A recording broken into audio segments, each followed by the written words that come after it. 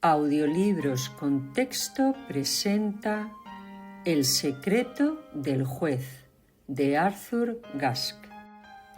Eran casi las 10 de la noche y en una habitación cerrada, situada en el último piso de un edificio alto, una mujer miraba atentamente una gran bola de cristal que reposaba sobre un lecho de terciopelo negro en el centro de una mesita.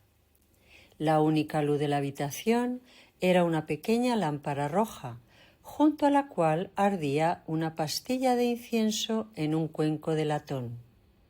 La cabeza de la mujer estaba cubierta por un chal oscuro. Un profundo silencio llenaba la estancia.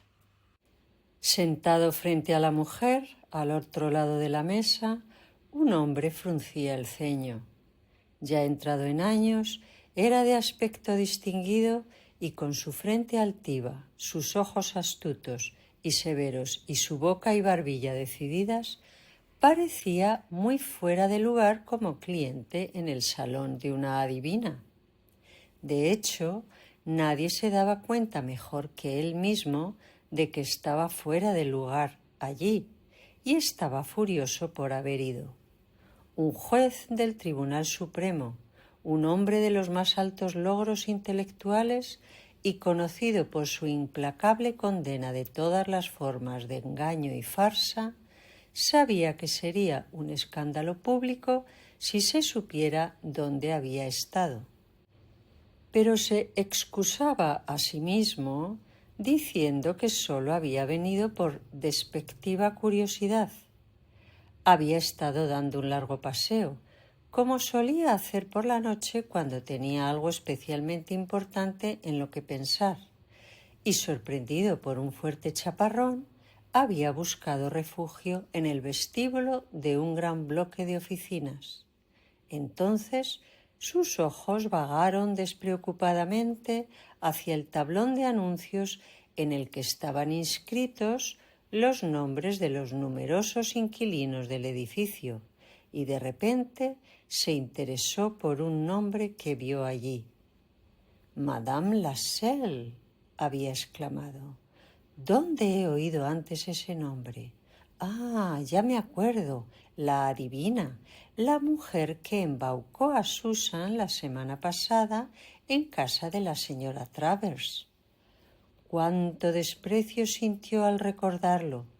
Su esposa había regresado de casa de su amiga con una historia asombrosa sobre los maravillosos poderes de una adivina de bola de cristal.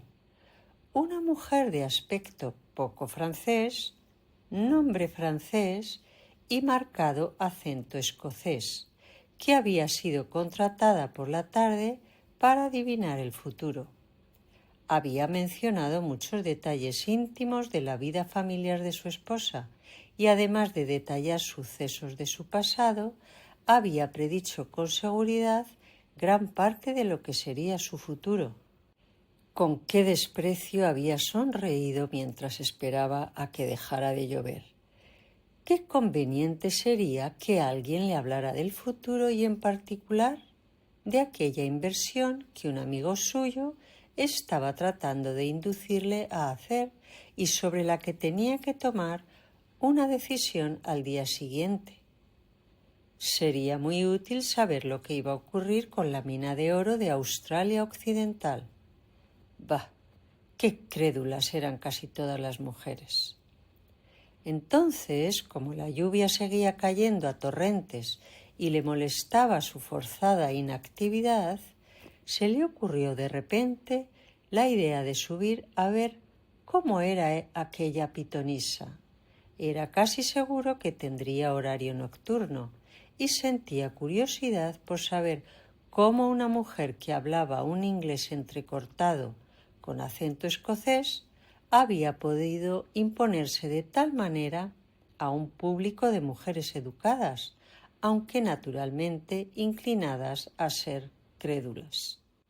Al principio había desechado la idea con el mayor desdén, pero la lluvia seguía, y más para ocupar su tiempo que para otra cosa, pensó que sería divertido ver cómo era exactamente aquella mujer. Así que finalmente subió los 4 tramos de escalera y llamó a su puerta. Madame Lascelles, consejera profesional, había leído en la placa de latón. Y en respuesta a su llamada fue ella misma, como él había adivinado enseguida, la que le abrió la puerta. «Quiero consultarle», le dijo. Pero ella se había limitado a mirarlo con dureza y desconfianza, sin hacerle ninguna señal o gesto para que pasara a la habitación. Así que añadió secamente: «No tengo nada que ver con la policía y estoy solo. Estoy aquí por casualidad. Me sorprendió la lluvia y mientras esperaba en el vestíbulo vi su nombre en el tablón de anuncios». «¿Qué sabe usted de mí?», preguntó ella con el ceño fruncido. «¿Que eres una pitonisa?», espetó. Intentó evitar el desprecio en su tono. «¿Que puedes leer el pasado y el futuro?». Después de unos momentos más de indecisión, ella finalmente lo invitó a entrar, y según su percepción, la farsa comenzó muy rápidamente. Durante unos instantes, el juez se interesó por los accesorios de la charlatanería: la oscuridad, la lámpara roja y la pastilla de incienso encendida. Sin embargo, su interés pronto se desvaneció y, calmado por el silencio y la penumbra, sus pensamientos comenzaron a centrarse en el asunto de la inversión que estaba considerando. ¿Debía invertir su dinero? Su amigo le había aconsejado invertir una gran suma y, sin duda, la aventura conllevaba un gran riesgo. Además, ahora que los tribunales estaban en funcionamiento, su amigo quería que viajara con él en unas largas vacaciones, y él no era muy aficionado a los aviones en ningún momento. Sí, todo requería mucha reflexión Pero sus pensamientos fueron interrumpidos aquí, porque la divina por fin comenzó a hablar, y en unos momentos, como en un sueño y para su intenso asombro, se dio cuenta de que ella parecía estar advirtiéndolo contra los mismos asuntos que estaban en sus pensamientos.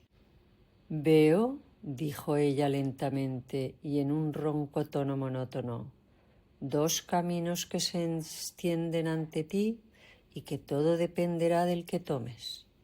Ahora se acercan y debes elegir uno de ellos. Una vez elegido, no podrás retroceder. Uno conduce a las entrañas de la tierra, sigue y sigue, pero se detiene en algún momento». Se quedó pensativa unos instantes y luego negó lentamente con la cabeza. «No, ese no es el camino que debes tomar, porque quien lo siga tendrá que volver atrás. No lleva a nada». Su oyente frunció el ceño. Por supuesto, le estaba dando la charla habitual que daba a todos sus incautos. Pero qué extraño, encajaba todo lo que estaba diciendo. El camino hacia las entrañas de la tierra podía significar fácilmente la entrada a una mina, y ella le estaba diciendo que no sería rentable seguirlo. Le estaba sugiriendo que las vetas auríferas podrían agotarse. Sin duda era una coincidencia notable. La pitonisa continuó hablando más despacio. «Veo un gran trozo de cielo. Es azul y está muy alto, y veo el sol brillante. Ah, pero desde lejos veo que se acerca una tormenta. Nubes negras se aproximan». Su voz se aceleró. «Un barco se hunde y vuelca como si sufriera. No, no es un barco. Es un avión entre las nubes y desaparece. Desaparece entre el humo». Su voz se apagó. Por el momento todo está oscuro.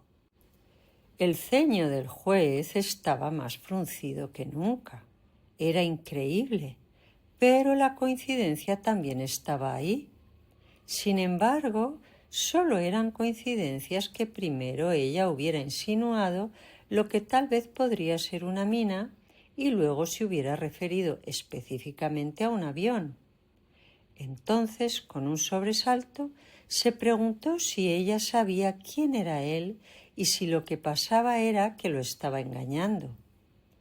Pero se respondió a sí mismo a la segunda de las dos preguntas al instante.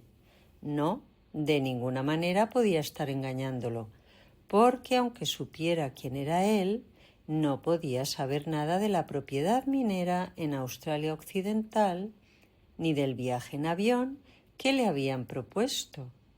Esos asuntos solo los conocían él, su mujer y su amigo. La adivina se dirigió directamente a él. Usted, monsieur, no vaya en avión. Será peligroso si lo hace.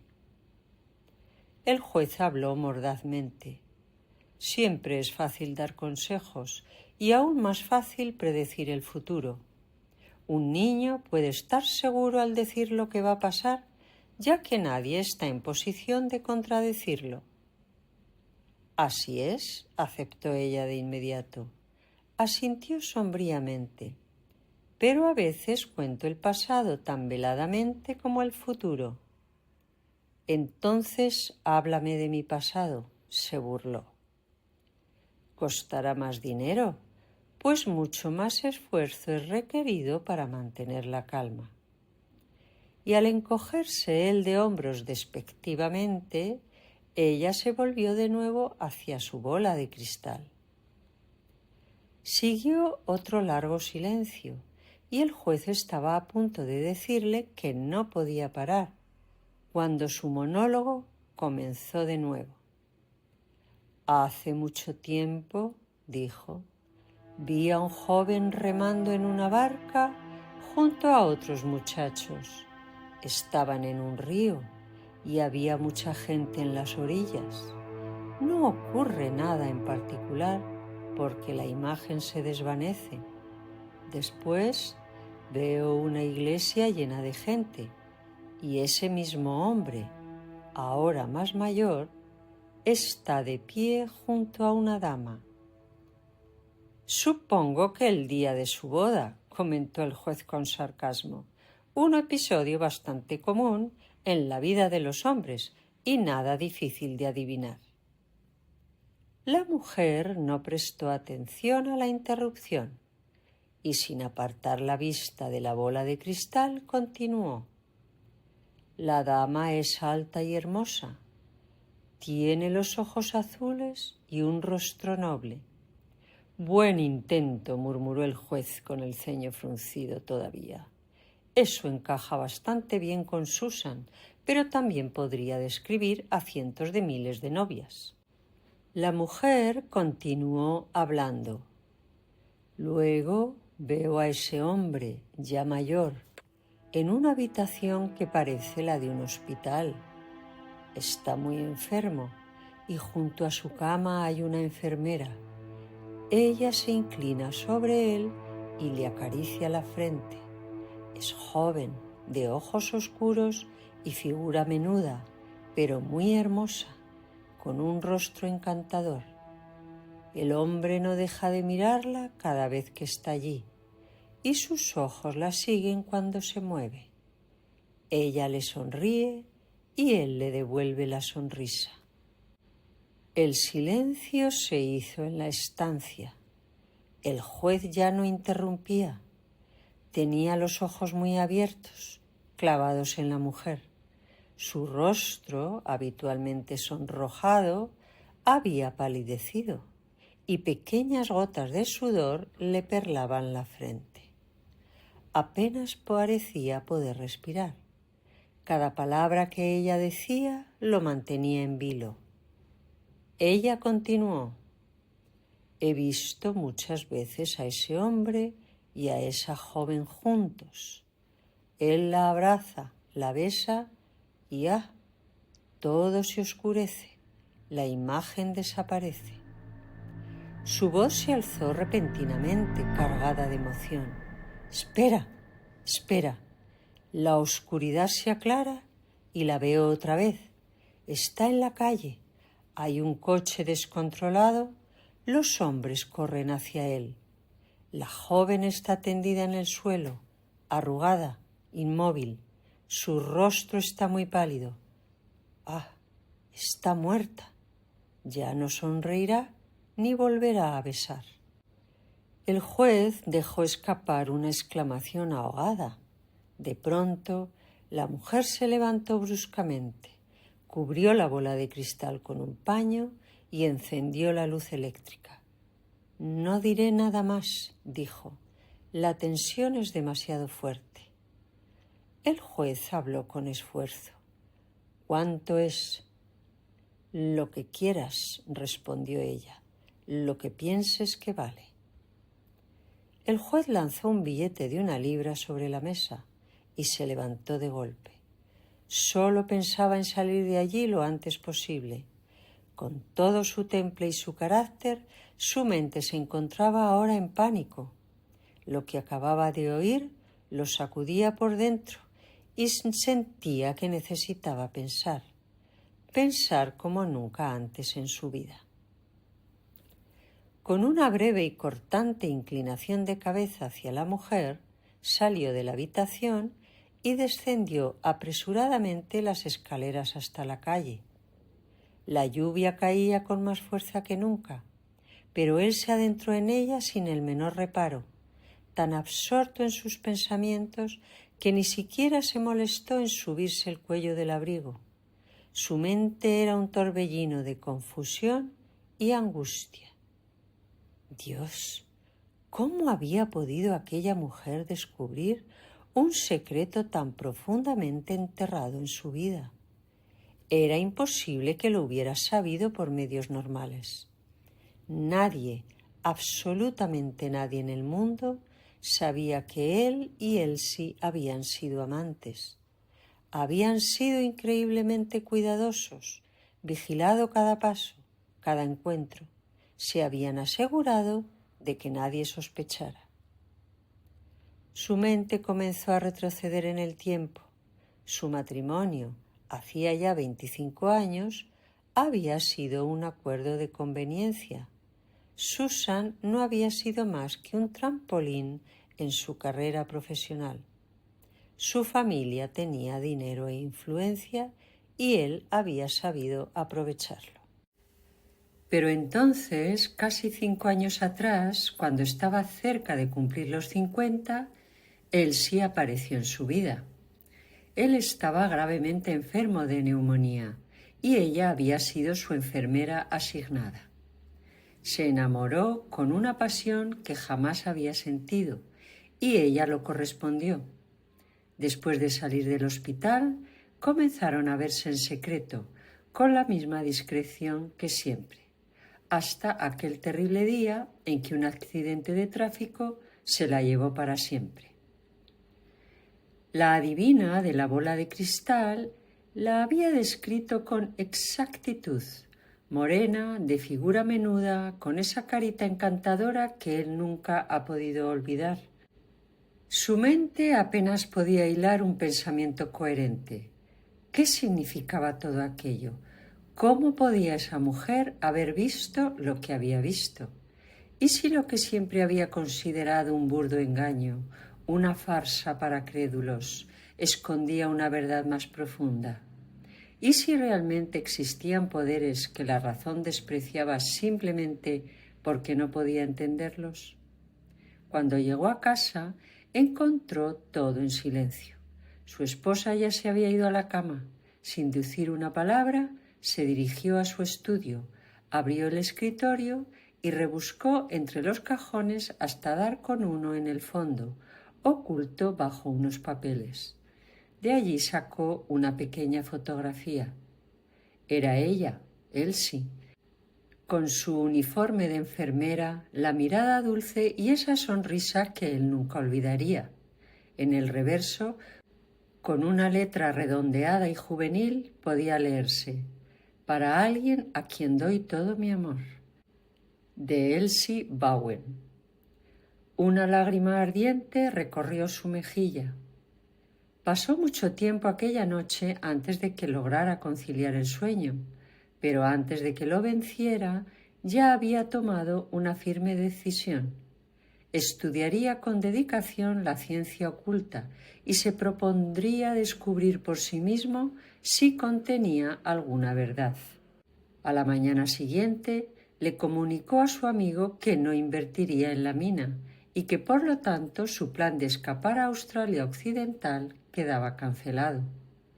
La seguridad con la que la adivina había revelado detalles de su pasado había sacudido tan profundamente su escepticismo sobre la posibilidad de predecir el futuro que no se sorprendió en absoluto cuando supo que el avión en el que debía viajar se había estrellado, sin dejar sobrevivientes. Como él ya intuía, la semana siguiente el informe técnico sobre la mina fue negativo y las acciones se desplomaron. Pocos días después regresó a la estancia de Madame Lascelles, pero descubrió que ésta había abandonado el lugar sin dejar rastro. Para su indignación, se enteró de que había tenido que marcharse a raíz de amenazas por parte de la policía. A partir de ese momento, comenzó para el juez una vida completamente distinta. Convencido ahora de que existían fuerzas en el mundo que jamás había imaginado, se volvió un fervoroso estudiante de las ciencias ocultas y dedicó todo su tiempo libre a profundizar en lo que se conoce como las enseñanzas secretas de Oriente. Para decepción de su familia, renunció a toda vida social, excepto por sus obligaciones en el tribunal, y se convirtió casi en un ermitaño. Ese estilo de vida se prolongó durante varios años hasta que un hecho inesperado le provocó una conmoción tan profunda como la que había sentido aquella noche de tormenta cuando la vidente acertó con su pasado y su futuro. Una noche, después de cenar, cuando estaba por retirarse a su estudio como era habitual, su esposa comentó con aire casual: «Horace, ¿recuerdas aquella tarde hace algunos años cuando regresé de casa de la señora Travers contándote cosas asombrosas que me había dicho Madame Lascelles?» El corazón del juez dio un vuelco al oír ese nombre. «Sí, lo recuerdo», respondió. «Te contó varias cosas que ya te habían sucedido». Su esposa asintió con una sonrisa cargada de significado. «Y no me extraña que lo supiera». Se rió con ligereza. «Era la hermana de Robert y, por supuesto, sabía todo sobre mí». «¿Cómo dices?», preguntó el juez, frunciendo el ceño.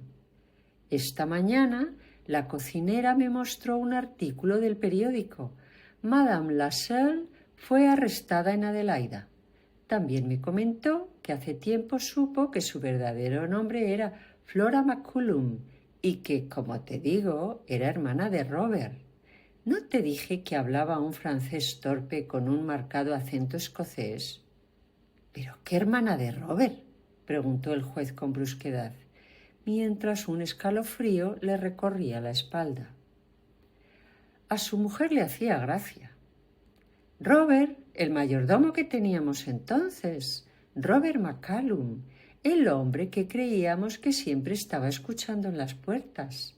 ¿No recuerdas que al final le echaste porque le pillaste abriendo tu escritorio cuando un día te habías dejado las llaves por ahí?» Siguió hablando, pero su marido ya no la escuchaba.